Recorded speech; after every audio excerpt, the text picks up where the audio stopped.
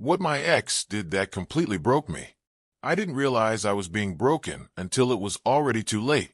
We had been together for almost 3 years. Not perfect, but good enough that I truly believed we were building a future. I trusted her in a way I had never trusted anyone. And maybe that was the mistake. The moment everything fell apart wasn't when I found out she cheated. It was how I found out. One evening I came home early from work. She didn't hear me come in. Her phone was on speaker in the living room. She was laughing, the kind of laugh she used to only have with me. And then I heard her say, "Don't worry, he'll never leave me. He's too afraid to be alone." She wasn't talking about me with love. She was talking about me like I was some pathetic backup plan.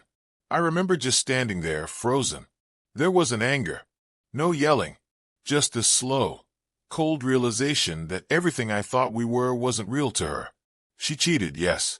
But what truly broke me was realizing that she stayed with me not because she loved me, but because I was convenient, because I filled the silence, paid the bills, because I was safe. And hearing her say that out loud, like my feelings didn't exist, like my love was something to mock, that's the moment something inside me collapsed. When I finally confronted her, she didn't cry, didn't apologize. She just shrugged and said, "I didn't think you'd ever find out." As if that made it better. Leaving her wasn't the hard part. The hard part was rebuilding the part of myself that she made me believe wasn't worth anything. I'm okay now. But sometimes, late at night, I still hear that sentence in my head. He's too afraid to be alone. And it reminds me how painful it is when someone you love doesn't see your worth. What my ex did that completely broke me. I didn't realize I was being broken until it was already too late. We had been together for almost 3 years. Not perfect, but good enough that I truly believed we were building a future. I trusted her in a way I had never trusted anyone. And maybe that was the mistake. The moment everything fell apart wasn't when I found out she cheated. It was how I found out. One evening I came home early from work. She didn't hear me come in. Her phone was on speaker in the living room. She was laughing, the kind of laugh she used to only have with me. And then I heard her say, "Don't worry, he'll never leave me. He's too afraid to be alone." She wasn't talking about me with love. She was talking about me like I was some pathetic backup plan. I remember just standing there, frozen. There wasn't anger, no yelling, just this slow, cold realization that everything I thought we were wasn't real to her. She cheated, yes. But what truly broke me was realizing that she stayed with me not because she loved me, but because I was convenient, because I filled the silence, paid the bills, because I was safe. And hearing her say that out loud, like my feelings didn't exist, like my love was something to mock, that's the moment something inside me collapsed. When I finally confronted her, she didn't cry, didn't apologize. She just shrugged and said, "I didn't think you'd ever find out." As if that made it better. Leaving her wasn't the hard part. The hard part was rebuilding the part of myself that she made me believe wasn't worth anything. I'm okay now. But sometimes, late at night, I still hear that sentence in my head. He's too afraid to be alone. And it reminds me how painful it is when someone you love doesn't see your worth. The day I realized my ex never loved me the way I loved her. People always think heartbreak happens fast. A sudden betrayal, one brutal moment. But mine didn't happen in one blow. It happened in pieces. We had been together for 4 years. Long enough to start talking about marriage, kids, homes, all the things I thought were real. But she always avoided those conversations, and I convinced myself she was just not ready. One day, after work, we were supposed to meet her friends for dinner. I got there early and saw her through the restaurant window before she noticed me. She was sitting with a guy I'd never met, leaning in close, playing with her hair, smiling in that soft, shy way she used to only smile at me. My first instinct was to believe it was innocent. I trusted her, so I walked inside. The moment she saw me, her face changed. Not guilt, not fear, just annoyance. She introduced him as just a co-worker, but the way she said it felt rehearsed. The whole dinner she barely looked at me. She laughed at every joke he made. She kept adjusting her hair, touching her necklace. All the signs I knew meant she liked someone. But I kept telling myself I was imagining it. 2 weeks later, I found the truth. She had left her laptop open on the kitchen table while she showered. I wasn't snooping. I only wanted to close it. But the screen lit up, showing a message from him. Last night was perfect. Can't wait to see you again. Wish you could stay over. I stood there staring at the screen, my heart pounding so hard I could hear it in my ears. When she came out of the bathroom, she froze. Then she whispered, "I didn't know how to tell you." But that wasn't what broke me. What broke me was what she said next, when I asked how long it had been going on. She sighed and said, "Honestly, a few months. But I haven't been in love with you for a long time. I stayed because I didn't want to hurt you." As if dragging my heart through months of lies was somehow kinder. As if pretending to love me was a mercy. I didn't cry. I didn't yell. I just walked out. And it felt like I left a version of myself behind. The version who believed he deserved to be loved fully. It took me a long time to understand that she didn't stay for me. She stayed because being with me was easy, comfortable, safe. And sometimes the truth that breaks you isn't betrayal. It's realizing you were never loved the way you loved them. What if I told you that someone you see every single day has a secret life you'd never expect? Today, Reddit users reveal the truth about people living double lives. And trust me, some of these stories will change the way you look at everyone around you. Just to let y'all know, sex workers are among you. This isn't meant to be ominous or a threat, but y'all do realize that voluntary, happy sex workers exist and are part of this community, right? We see how you talk about us, like we aren't humans too. I regularly see posts acting like sex workers are some third, lesser gender. A shifting, soft-focused deconstruction of femininity that is nipping at the ankles of proper feminism and somehow devaluing womanhood as a whole. Last night, there was a whole thread I saw as I got off a 10-hour shift asking women, not sex workers, because we don't exist here, right? To defend how sex work can never be voluntary and not objectifying. None of the responses I saw were from sex workers. Most were common sense. Sex work is work. Sex work is no more objectifying or dehumanizing than other labor. Thank you for that. I also saw a lot of really bad data. If the bad takes had data backing them at all. That 90% of FSSW want to leave the industry, but can't number is taken from street-based sex workers, who are usually survival sex workers. Women who do voluntary sex work tend to avoid being interviewed/giving data because it endangers them legally, and because sex workers, as contractors and marginalized individuals, tend to be wary of doing free labor for anyone. Also, we don't want the Nordic model. The Nordic model perpetuates racism and body shaming, and only creates safety and opportunity for desirables, while leaving those outside the gender and beauty norms struggling in illicit sex work. Decriminalization provides legal protection to all. Cite your Scholastic articles when you come at me, and make sure the sources are actually people of diverse communities. I went to college for this shit, wrote papers on it, and while not defensive or dismissive of the dangers my community faces, wanted to stop being morphed into some monolithic experience of suffering. Because it isn't. Most sex workers, and I know many, have pretty similar complaints about their job that you do. Except theirs come with fewer securities and rarely have 401k match. Also, we have no legal protection if bad things happen to us, outside of the confines of the few areas in which it is legalized. Even then, only for those lucky enough to be graced with the blessing of legality.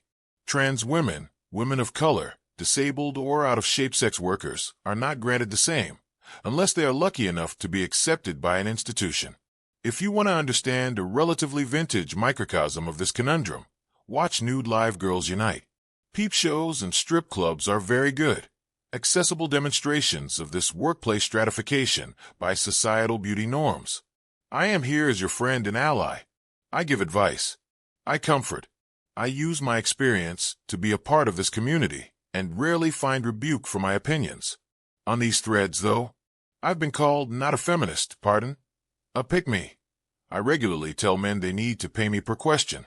I don't needlessly interact with strange men without a financial benefit. Y'all were fucking broke dudes for attention before 4B. Who's the pick-me here? And told I just don't understand my own suffering. Cool. Contrary to popular belief, some of us actually had dads around. I don't need women to pick up the mantle of patriarchal protector for my weak, Traumatized sex worker brain. I've been in this for 11 years. Worked many disciplines. Friends in every field.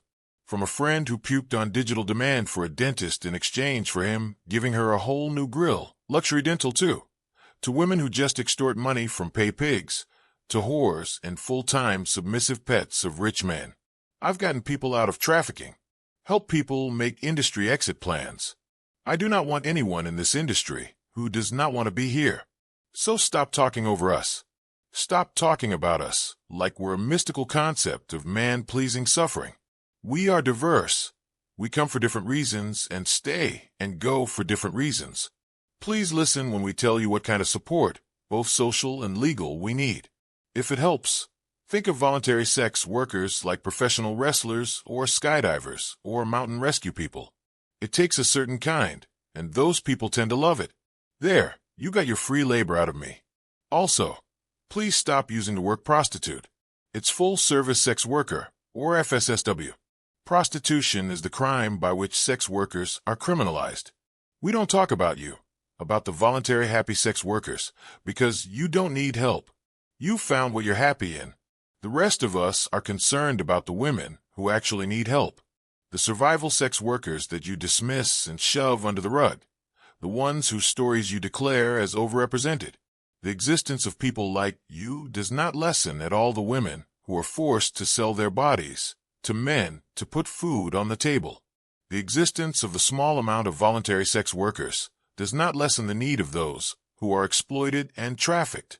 We talk about them, and not about you, because they need help, and you do not.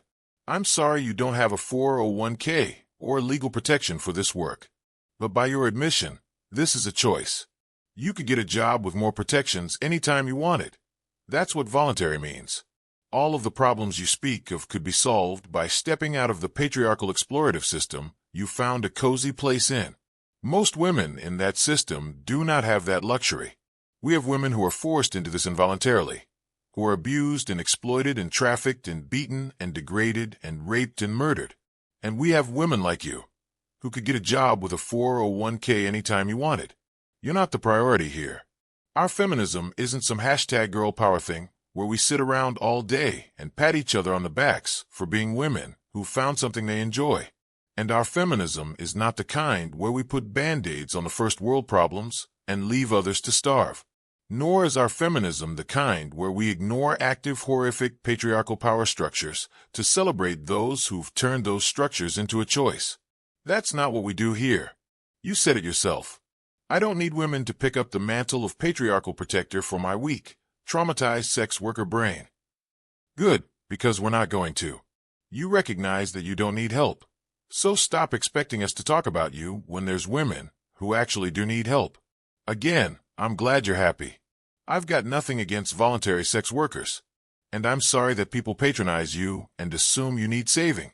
But we don't talk about you that much, because we're here to help those that need help. To fight for the women who need to be fought for. And as you've admitted, that does not include you. These stories prove one thing. You never really know what someone is going through, or what life they're living behind closed doors. Hackers see things the rest of us can't even imagine. And sometimes, what they find is so disturbing, so bizarre, that even seasoned professionals get chills. Today, you're about to hear stories that will make you rethink everything you thought you knew about online privacy. Not really a hacker per se, but I dabble with some unique Google search strings every now and then to see what comes up. Once I found an entire backup of a computer from a financial company that deals with theatrical productions. Hundreds and hundreds of unprotected Excel spreadsheets detailing every facet of every production they'd handled for years. Personal details down to home addresses and phone numbers of all of the cast and crew, and how much they got paid. It was an immense trove of very private information, including emails as well. I called the company involved and told them I'd be sending them an email with some information that is probably going to look like a scam, but they need to pay attention. After some back and forth, I spoke to the director of the company, who was horrified by the situation. He asked me if I told anyone else, read media, about it, and was thankful that I hadn't. A couple of weeks later, I got an email from him saying that a small tech company they'd used to fix a computer had backed it all up on an open, internet-enabled hard drive. He thanked me and gave me 2 tickets to the opening night of the next production, which my wife and I happily went to, and enjoyed amazing seats and free drinks. It was a good result. Back in the early 90s, I was a computer technician in a small military unit where about 20% of us were computer techs. However, my side gig or part-time job for the unit was IT. We were using Win3.x for the unit's desktops, so there was no security. The other computer techs would always go in and change things and make them impossible to manage. The weak link was AutoExec.bat. Everyone was hacking AutoExec.bat. What I did was make a copy of AutoExec.bat with 2 different names like our 662T456.bin and x36.bin. Then I hacked MS-DOS so it would load our 662T456.bin instead of AutoExec.bat. That took AutoExec.bat completely out of the windows in its sequence, but I left AutoExec.bat in place as a distraction. That worked well enough, but I knew if they looked around hard enough they would figure out what was going on. So I added one last step in a 662T456 bin to blindly copy x36.bin over top of AutoExec.bat. The last step only functioned to confuse them about why none of their changes to AutoExec.bat ever took. I am not really a hacker, but I do have a story that fits really well. There's a command in the command prompt on your computer that allows you to send messages to other computers on your network. You open the command prompt and type netsend, then the IP address of the computer you want to send the message to. Whatever you type after the IP address will pop up on their computer in a little window. I was in a computer class in high school and decided to have some fun with this.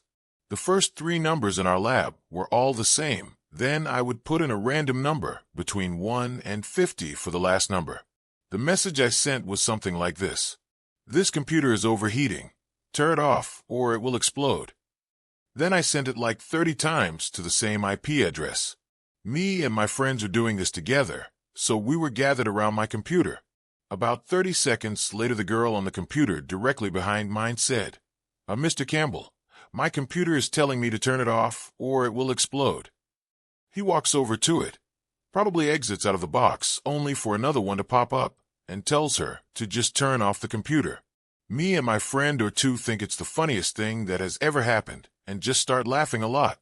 Then the bell rang and class was over and I laughed and laughed out the door. The teacher from that class came walking into my next classroom shortly after I did and told me I was going to be in tons of trouble. I wasn't going to graduate because I needed his class and all sorts of stuff. Anyways, I went back to class the next day, super nervous and stuff, and he talked to me and said he had thought about it and recognized it was pretty funny, and I clearly knew enough about computers as it was. So he asked if I would be his teacher's assistant for the rest of the year and grade everyone's tests and stuff. So I spent the rest of the year playing online games, and it was awesome. Not really hacking per se, but one of my best moments that felt like it was I had an ex who threw a temper tantrum about me locking him out of my house after I broke up to him, and he had showed up unannounced, and I made it very clear, while we were still together, that I prefer advance notice prior to you being on my doorstep. Part of his temper tantrum was messaging me to let me know he had changed the password to the Netflix account I paid him to have access to. At the time, I didn't have a bank account or a way to open one, so this was the only way I could feasibly pay for Netflix. I realized he uses the same password for all the streaming services I paid him for access to. I also knew his email address. I tried his streaming services password on his email and got in, so with the newly found access to his email, I very pettily, I admit, changed the password without telling him. My goal was to inconvenience him, so there would be minimal blowback on me. Motherfucker later went on to borderline stalk me and show up at my mom's funeral very unwanted, and even ignore the boundaries my dad set for him, being there. Fuck you, Justin. Also get better password security. If these stories shocked you even a little, hit that like button and subscribe. And if you want a second part, drop a comment, because trust me, I've got even crazier ones waiting. What missing persons case is the most confusing / doesn't add up? Chance Englebert. Chance Leslie Englebert was a 25-year-old husband and father who had recently taken a new job in Moorcroft, Wyoming, before he disappeared while visiting his in-laws in Gering. Nebraska on July 6, 2019. Just a week before Chance disappeared, he lost his job. The coal mine where he had worked as a welder laid off 600 employees. Chance knew he had to find a job quickly, so he accepted a position with a local propane company. He would start his new job when he returned from a 4th of July visit with Bailey's family in Gering, Nebraska. Chance, his wife, Bailey, and their 3-month-old son made the 220-mile drive to visit her grandparents in Gering, Nebraska. On Saturday, July 6th, Chance went golfing with Bailey's dad and her sister's boyfriend. Bailey spoke with Chance while he was on the course, and he seemed to be in a good mood. She said the guys were drinking and having fun together. A short time later, Chance called her back and asked her to pick him up. He said he was upset over a comment one of his golf partners made about his new job. Bailey said they didn't argue on the way back to her grandparents' house, but when they pulled into the driveway, Chance got out of the car and walked away. Bailey said at first she wasn't concerned because when Chance got upset, he would sometimes take a walk to cool off. After Chance walked out of view, Bailey tried calling him, and when he didn't answer, she went looking for him, but she couldn't find him. He finally picked up her call at 7:46 p.m., told her he was walking south toward Kimball, and hung up. Later reports from his friends indicated he had told them he was walking north toward Torrington, Wyoming. The last known person to speak with Chance was his friend Matt Miller around 8:46 p.m. Chance's had received a cryptic text message from him at 9:08 p.m., and shortly after, his phone went dark. A strong thunderstorm blew through Gering around 9 p.m. that evening. Bailey's family speculated he may have sought shelter inside a local business or nearby building. When the storm was over, Bailey's grandfather drove around town looking for Chance, but his search came up empty, and no one has heard from Chance since. It's been 4 years since Chance was last seen in Gering, Nebraska, wearing a short-sleeved button-up Wrangler shirt, dark blue jeans, a belt with a rodeo buckle, old-school roper boots, and a black and white trucker cap. He is 5 feet 9 inches tall, about 190 pounds, with sunlight-and brown hair, a mustache, and a goatee. Stephanie Stewart. She was 70 years old and worked as a fire lookout in Alberta, Canada, and disappeared from her post on August 26, 2008, and they still don't really know what happened to her. In the early morning of August 26, 2006, a fellow fire lookout was sent to check on her after she failed to call in a routine report. Her cabin and tower were accessible by road, and the co-worker immediately noticed that her truck was still in the drive. She was reported missing at about 9 a.m. that morning. Upon entering the cabin, there was a pot on the stove that had boiled dry, and her bedding, 2 pillows with blue pillowcases, burgundy bedsheet, Navajo-patterned duvet, and her gold watch were missing. There was also blood on the steps of the cabin. Her disappearance launched one of the ground search in Alberta's history, and they found nothing. Forensic evidence ruled out an animal attack, death by accident, or a medical episode that caused her to wander off. They have concluded that she met with foul play, but that's it. They never found her, and the case quickly went cold. Na Maciejewska from Malvern, Pennsylvania, in 2017. Anna Maciejewska was a 43-year-old wife and mother to her 4-year-old son living in Malvern, Pennsylvania. But on April 10th that year, she reportedly left for work at about 9:45 a.m. and has never been seen again. According to Anna's husband, who last saw her that Monday morning, she left for work in a panic. Then, she failed to return home that evening and was eventually reported missing 2 days later, on April 12, 2017. Anna last spoke with her parents on March 28, 2017, to plan a trip to Poland. That visit was meant to celebrate her father, Zygmunt's 80th birthday, since the father-daughter duo had a very tight-knit relationship. But then, the very next day, on March 29, 2017, Anna canceled the trip out of the blue. "Sorry, I can't come. Kisses, Anna." Anna first texted her mom regarding the trip cancellation. Then, on March 30th, Anna sent another text. This time, though, it was directed to her father and written using broken Polish, pushing her parents to believe that someone else had been using Anna's phone. Anna didn't write this message, Janina claimed. The following week, Anna's co-workers also noticed that she did not show up to work. Instead of calling to inform the office, though, she reportedly texted out as sick on April 3, 2017, which was highly uncharacteristic. So, once Anna did not show up for work the following Monday, her co-workers decided to contact the police. Authorities did find the circumstances to be suspicious, given Anna's age and the fact that she had a young child left behind. This prompted police officers to carry out a welfare check at Anna's home on Monday, April 10, 2017. Upon arrival, though, the officers found that no one was home. And just 2 days later, on April 12th, Anna's husband called the police regarding his wife. He claimed to have not seen his wife since April 10th. During mid-May, though, there was a change in the case. Anna's car, a navy blue 2011 Audi, was discovered less than 2 miles away from her house on May 8, 2017. According to Trooper Roberts, the car was discovered in the back of a parking lot in a private community and was not located along any of Anna's known routes. The vehicle and wooded trails behind the parking lot were subsequently searched, but not a single shred of evidence was located, and Anna's case turned into a homicide investigation